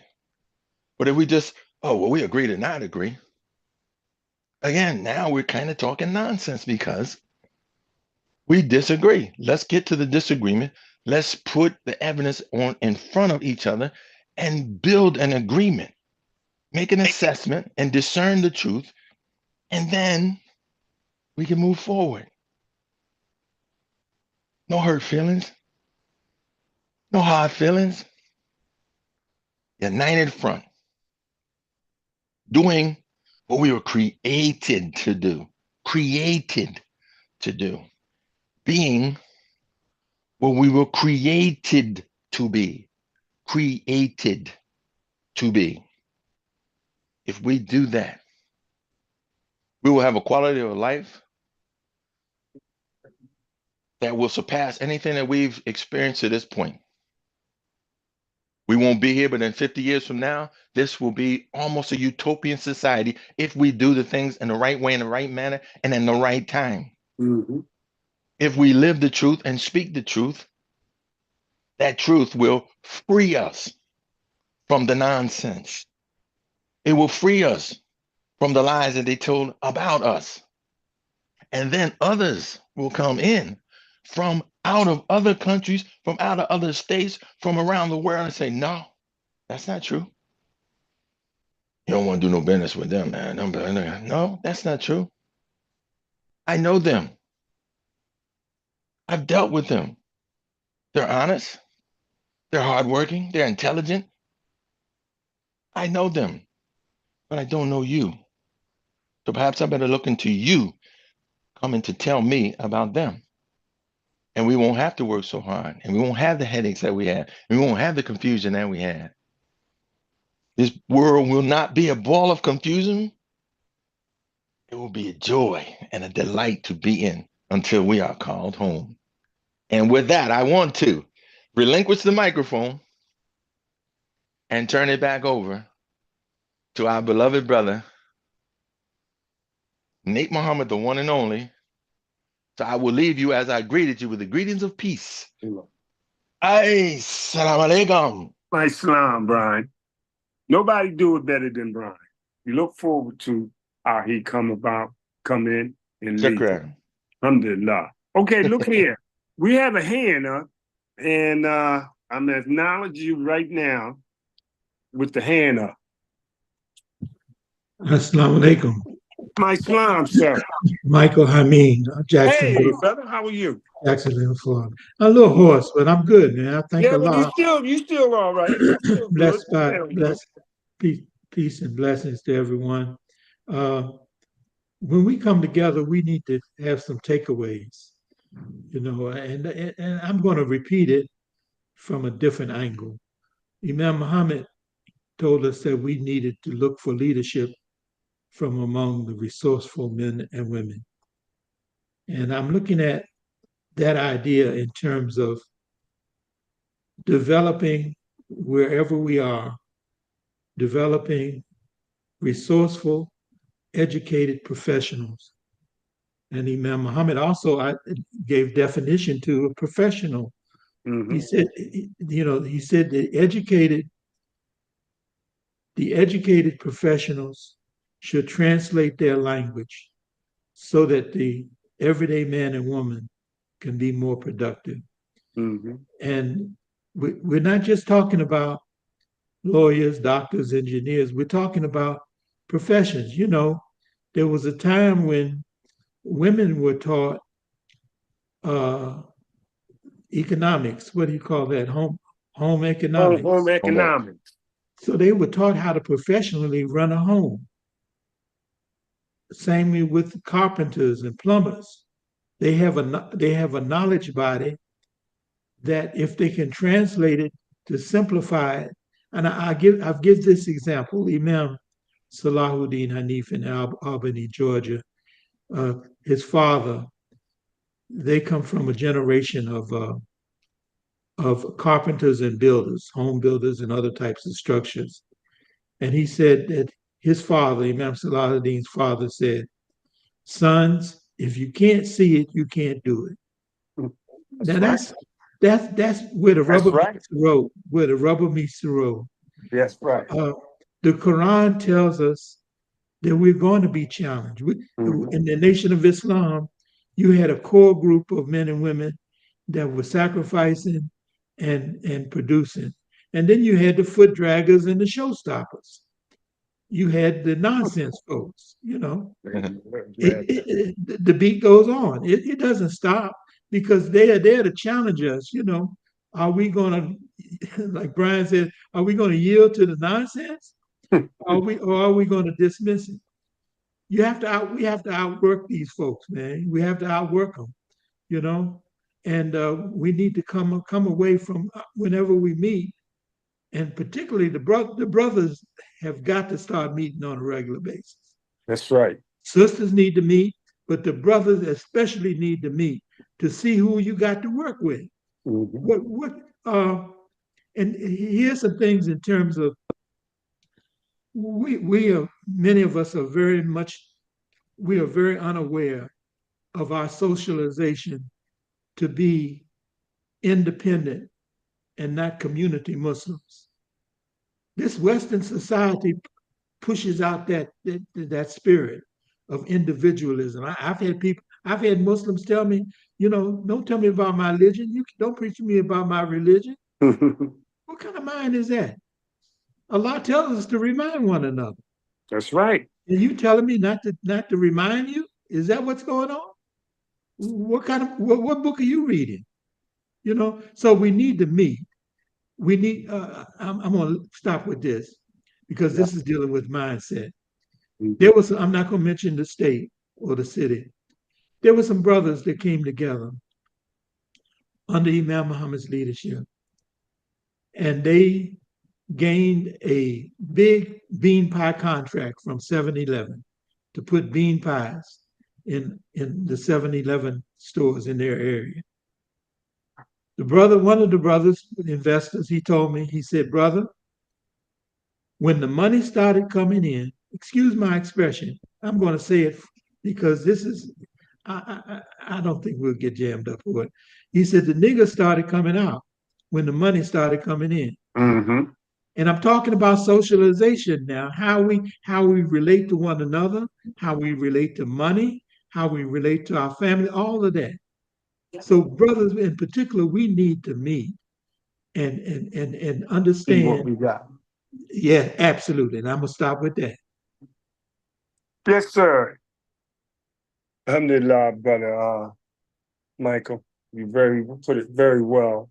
I can still verify with that same statement. We had a little situation. We had community builders here in Philadelphia, and once the money came out, so that something else came out, as you described. That's the same thing. But these things happen. Allah permit them to happen to show us. We have to read them, read that sign. So therefore, the next time we see it, we know how to check it. This is what I get from that, because it's going to happen. It's inevitable. We're dealing with us, our people, our kind. All the chaos we get comes from our kind. Don't come from no other kind. And we have to be able to learn how to check our kind.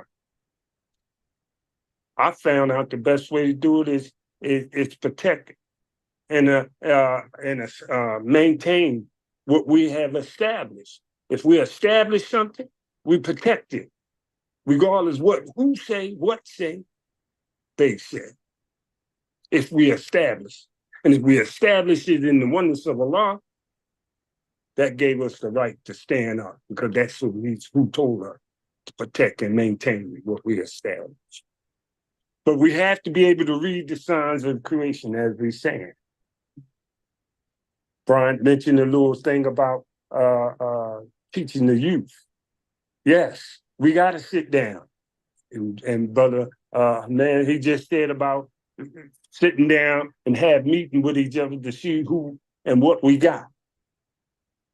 We have to do all these things because these are the things that we all see that need to give some attention to. That's why everything happened, for it to give it some attention.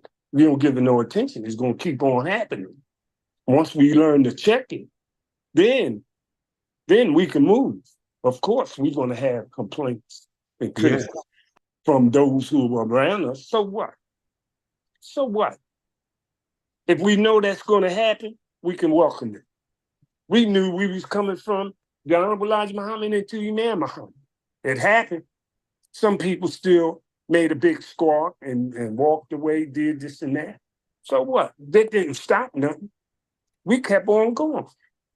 And look where, that's why I say the 50 years, look where we wind up at right now. So therefore, again, I put all these notes, I wrote them down, and I'm going to present them. I'm going to put them in motion. Okay? All right, we want to have another PSA, but before we go into that, I'd like to bear witness and give the personal thanks to Sister Martha and Sister Cheryl, because behind the scene, they the ones still dictating and making sure that we on point.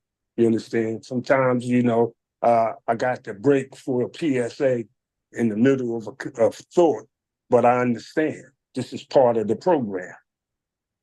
So I like to just extend that invitation to all of them, and we look forward to that, and we just have to, or I have to incorporate it in my whole thinking and stand. So with that, we have another PSA from James Bashir. Shukran, Brother Nate. Assalamu alaikum. Join us every Wednesday from 5 p.m. to 7 p.m. Eastern Standard Time for an edition of the Halal Industry Do for Self with your host, Imam Wali Ayyub Bilal, President, Founder, and CEO of Bilal's Inc., and co-host James Bashir Nate Muhammad and Brown Ali. The interest of Bilal's Inc.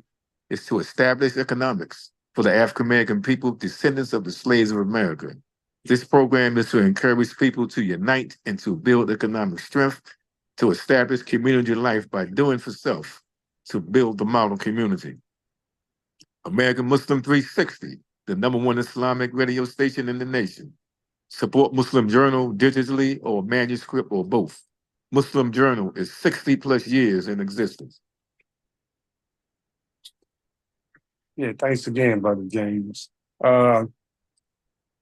We just like to another thought that came across. We sitting here with, our mentor, Imam Wali Ayyub Bilal. And somebody made a gesture, do we want to say anything? And he blew it off. No, don't want to say that. And I told he earned that right to do that because he was always there in the background. If we was talking, stumbled, fell apart, he always right there, the anchor, always came in and rectified, cleaned everything, cleared everything up. He always been there. And we all knew that he was going to be there. And for him to sit here among us, and we talked.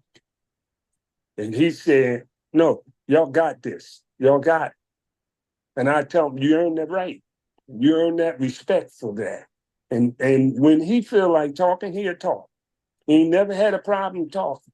I have to say these things because he was the one that inspired me to do what I did. I never thought I'd be sitting up here running off my mouth. But he the one that's inspired me. So therefore, and he just said, come here. I need you to help me on this one day. And I've been there ever since, as far as with AM 360. And, like I said, he was the one, if he had to carry it by himself, he would have did it by himself. But I don't never let him, and he don't like to go in things by himself, but he been prepared for it. So that's why we go in there. And in the process, you get to learn the format, how you do it, when you do it, what to say, what not to say. But we always stay concerned about the welfare of, again, our African-American descendants of slaves and doing what Allah wanted. That was the whole thing. That was the whole thing. That was the whole thing. And building everything around it. So therefore, what we're doing is, like I said earlier, we are the next generation. He is the generation that came through with those people, as we are those brothers, as we said, made it clear about don't mess with the Muslims. Now, and we the next generation, and we're going to show you why not to mess with the Muslims, because what we living for the sake of Allah. Through that effort, we had the opportunity to clean up our heart. That's why we give homage to those brothers before us. I always say that. And they always accepted me being around them or coming around them because of the people that we knew. And they were never ashamed about what they did. They said, the way they said it, they ain't had no choice. They had to do it. So therefore, we can walk off and say, okay, when you say something bad about him, no. He deserved just as much praise as anybody else in the community that was a pioneer in the forefront, laying everything out. And a lot of them has passed already. And we shouldn't wait till the people pass in order to give them their credit, give them their props. That's another reason why I say things with Imam Bilal. Give him his props while we right here. He earned that. He earned the respect from that. And hopefully they might say something about me like that later on. I don't know. But within it, whatever they do, it'll be with Allah's will. But everything we learn from each other, we putting in motion. Put in the same motion that the bill and established for tomorrow. This is all we doing is for tomorrow. This next 50 years, we're gonna be we're gonna have big success. We all of that, all of the problem that we had, they behind us. We learned from it, took from everything, and moved forward. Let's lay the ground out. The brother, as they say, no, we got to go to the youth, we got to go to the people, and you got to see who's with you and who's not with you. And then let's go from there. You know, you got people down here, you know, I see Brother Hassan Shamsuddin. Hey, brother, Assalamu alaikum. My son, yeah. These are one of the brothers out in the forefront, and that's familiar with the activities and the trials and tribulation that we encounter. Walaikum salam, man. Alhamdulillah. Yeah, I'm bad. Yeah, yes, sir. Alhamdulillah. See, this is why, you know, we like to acknowledge these people been out in the forefront for a long time. And a lot of times with all this unnecessary commotion around you, you get smothered up and almost kicked to the curb or to the corner. No, we want to bring you out front and tell you what your worth is, and we appreciate everything what you did. This is where we come from. This is what we was taught. Stand that brother up. Get that brother here, man. Give him applause. You understand? And hopefully he can continue. And if we acknowledge them. But we still dealing with our kind. And we learned how to deal with our kind. We have to utilize. And it's time. This first 50 years again was enlightening. The next 50 years is going to be delightful. We can establish everything that we set out to do yesterday, we can establish it today. Because we know how. But it all starts with our attitude. And that's why we want to find out who among us has changed that condition of his heart. I remember we were just a couple of years back, we was having a brothers meeting, and we were sitting in the meeting, and it was like fireworks jumping off in the meeting. And we couldn't figure out, well, why we got all this fireworks? And then it dawned on us. We sat back, and after the second time, we sat back and said, oh, they venting. I never knew nothing about venting. But the people was venting. The brothers was venting. And we were saying, well, all right. I'm thinking you was mad at all of us. No, but you have stuff coming out. Whatever's on your heart is coming out. And it's coming out wrong, and you can misread it. Because we thought we were going to be fighting up in the Masala, but no. Somebody recognized it's venting, and we all recognized it, and it calmed everything down. So then now when we go approaching anybody in meeting, we automatically know when they go off, they're going to be venting.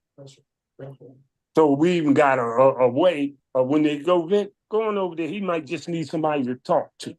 He might need to just air whatever it is off his chest. So, but we learned that. But if we'd have took it like it was personal, then it would have went the wrong way. But that's how we grow with each other. Now we know. So when we go to deal and talk to people, I already know you're going to vent. We're going to get some venting, you know? But we have to be honest with ourselves first. We have to come in here, and if this is for, we doing what Allah wants us to do, or you doing what you want. I'm not here to serve nobody, be a flunky for nobody. I'll be a service for Allah, but not a flunky for nobody.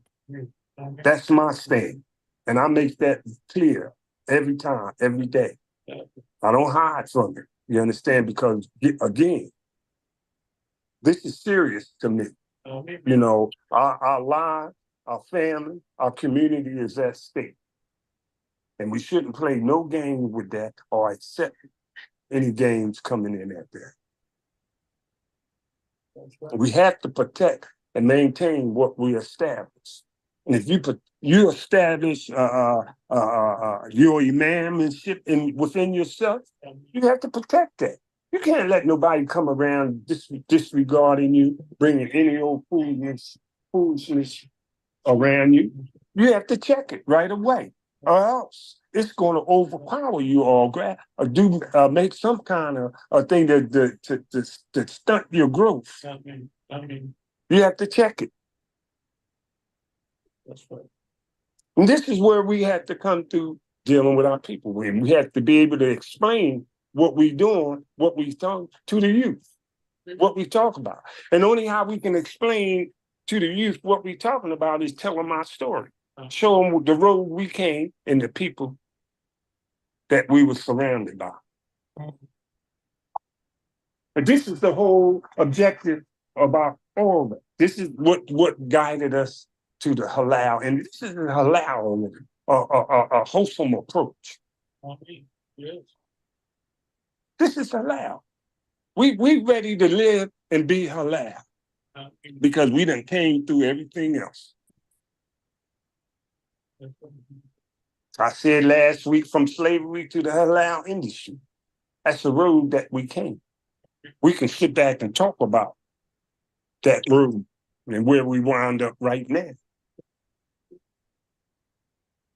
Whether the people want to hear us or not doesn't matter. We have to say it. We're going to get flack. I know we're going to always get some flack because it wouldn't be right.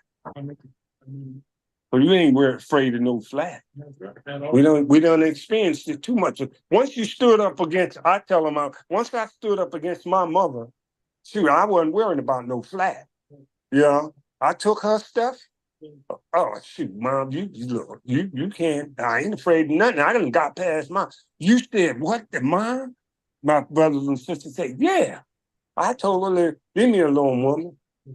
You understand? But again, those were the things that measure your growth and development by things you encounter.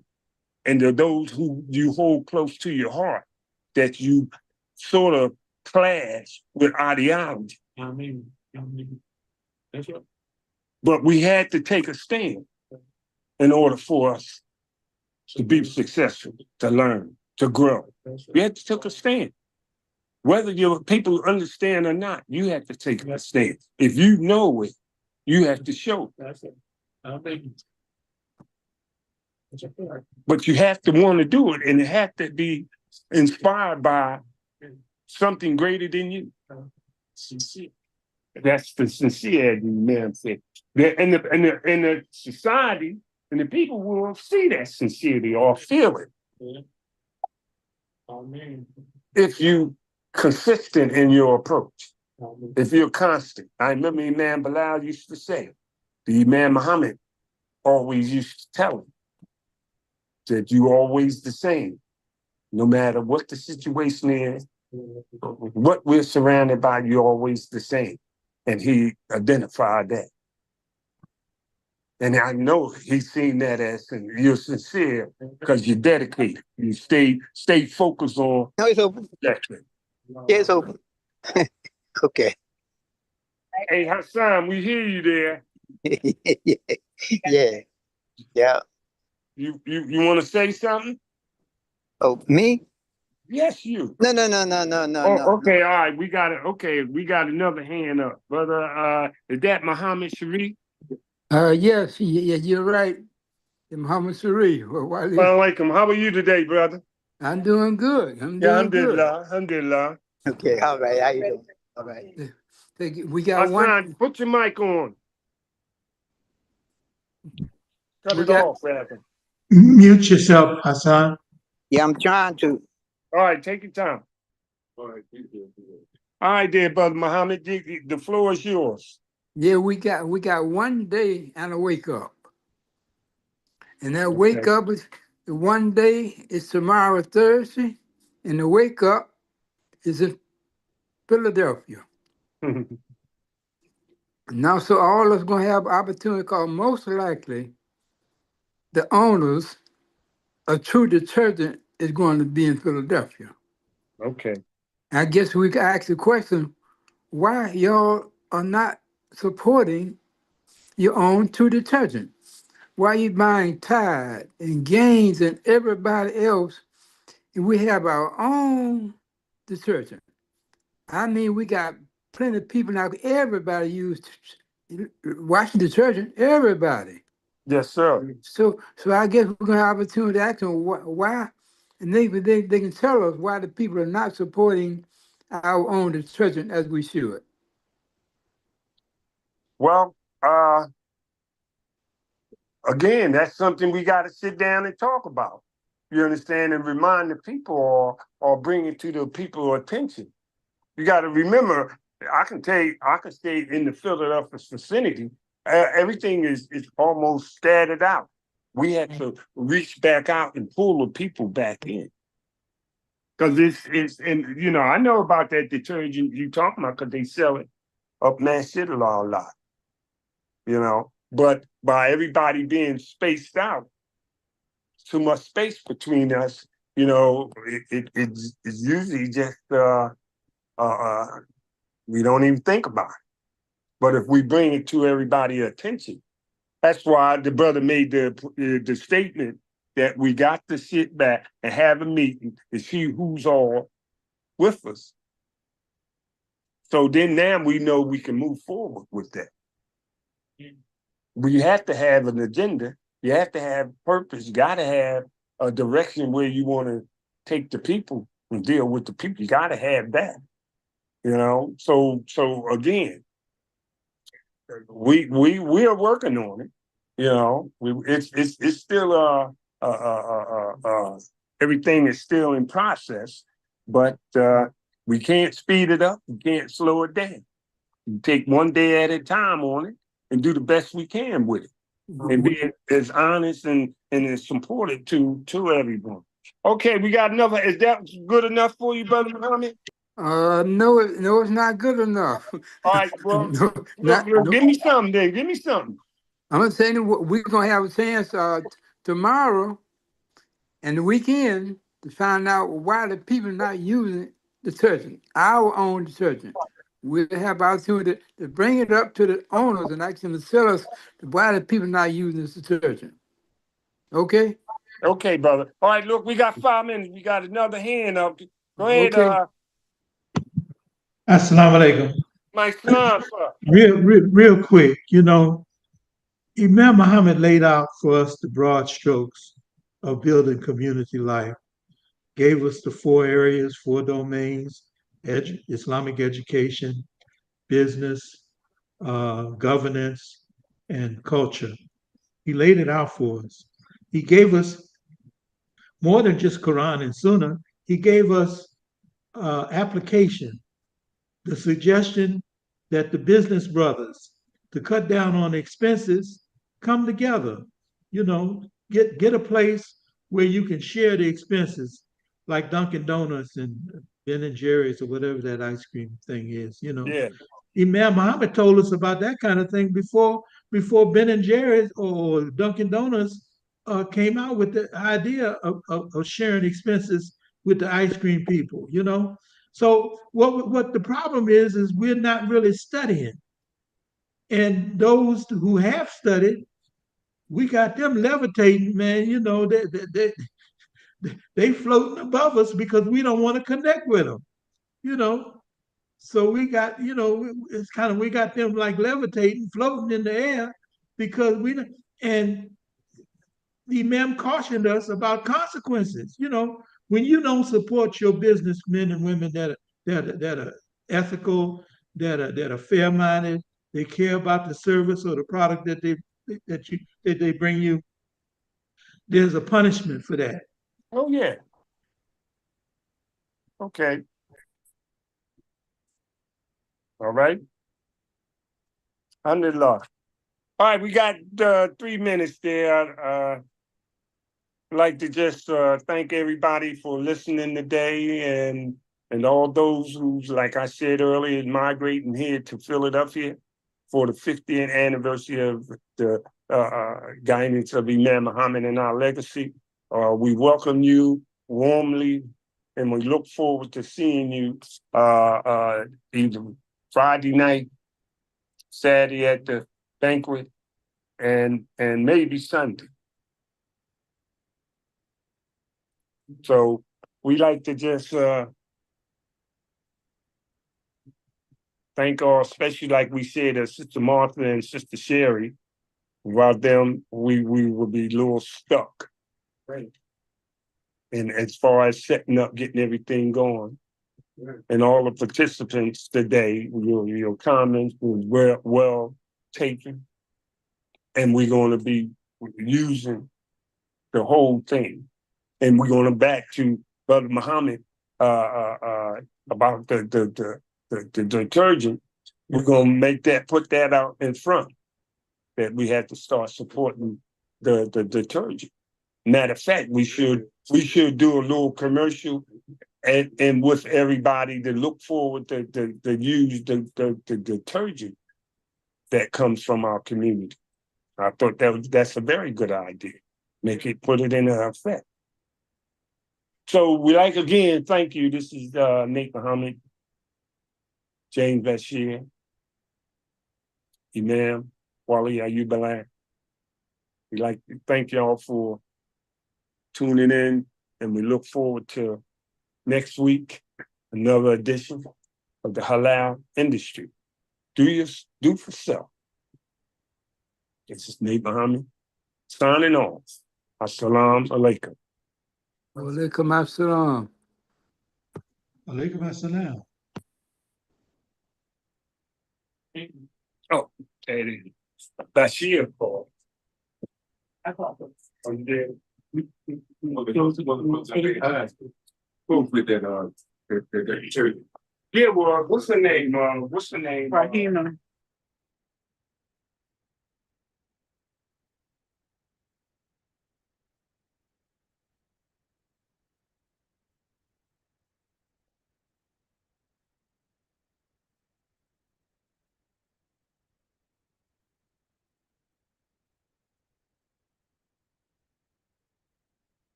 Assalamu alaikum. We're waiting for the next host to come online.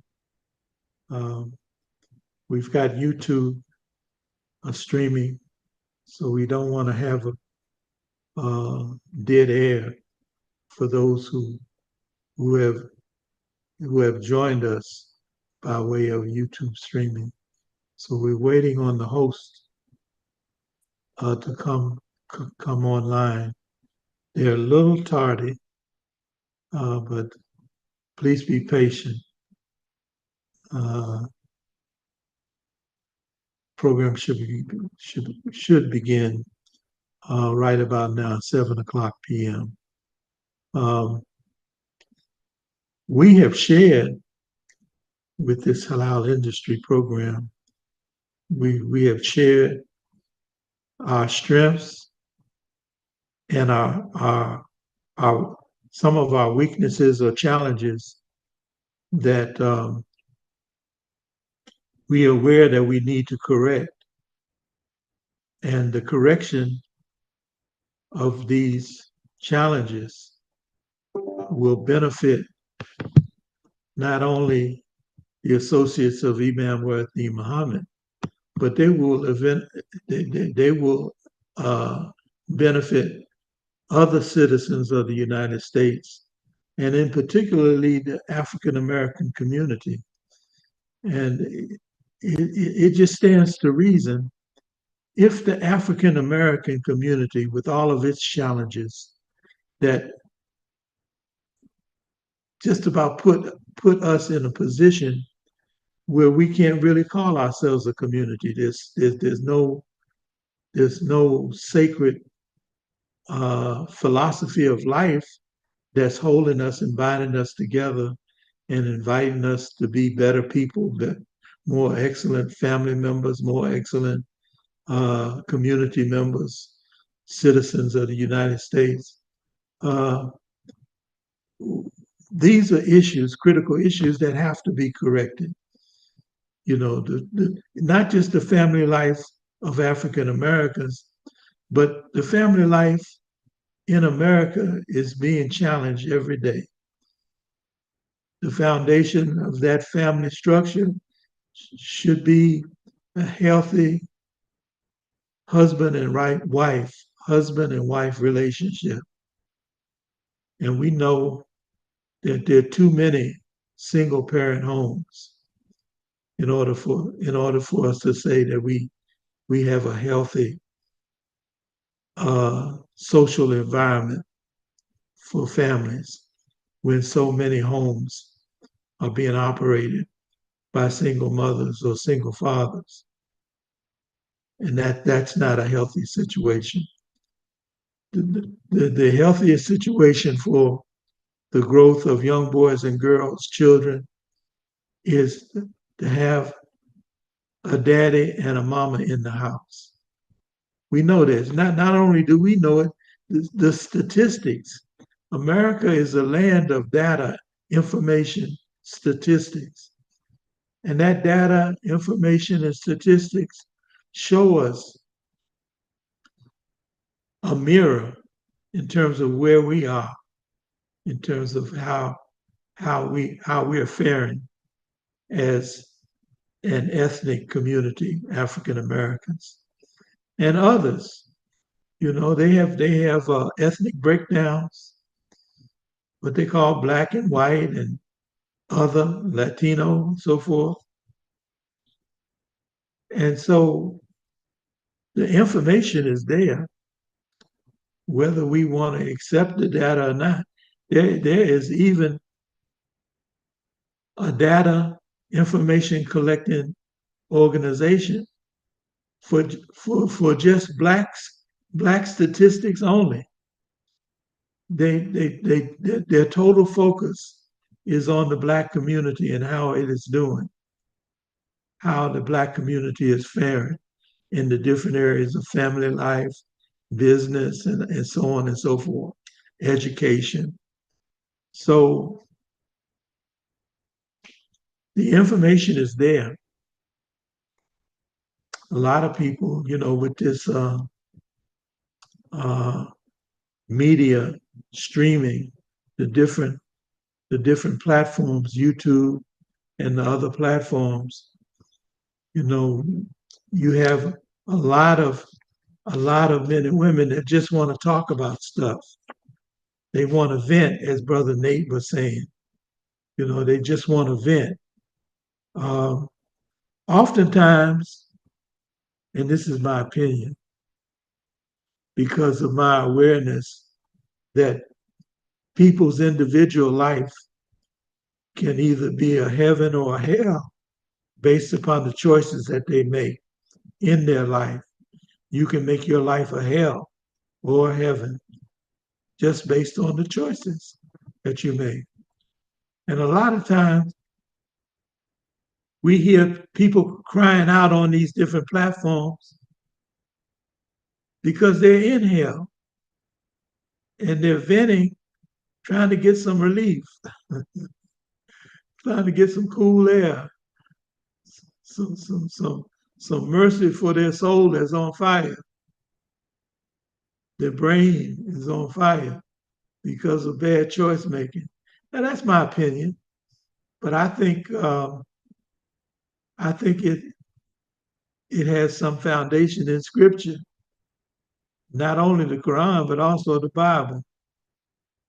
You know, so again, we're waiting on the host to come forward. I did not plan on being here. I have another have another regular Wednesday appointment that I attend to. Usually I join a group of men and women who are reading the Quran. And I think we're on chapter 12 now, Yusuf, the chapter entitled Joseph or Yusuf. And the Quran is read in the Quranic Arabic, English translation, and then we attempt to see what this guidance, what these verses are showing us, and relating those verses, trying to utilize the insights that we have gotten from Imam Nate Muhammad. And so that's a regular appointment that I try to make each Wednesday around this time. But I made the decision that I was just going to stay over and join the host of American Muslim 360. I'm not really sure what the programming is for this Wednesday evening at this time. But again, we're waiting on the, in fact, let me make a phone call while I'm talking to the audience. Let me call and see if we can get some understanding on where the host is. Let's see.